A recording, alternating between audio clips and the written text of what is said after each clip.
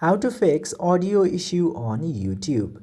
Now, if you are facing audio issues such as different language or no audio at all, there are few fixes. Just simply open the video that you are playing and tap to this gear option and you will see the option of audio track. Tap into audio track and you can select the desired language. If the video is offering some other language or the dubbed language, you can put the video to the original language from this. Now, if your video doesn't have any sound or you cannot hear it, in that case, there might be some cluttered catch and those kind of stuff in your YouTube application. In this scenario, you need to close your YouTube app and reopen in order to hear the sound.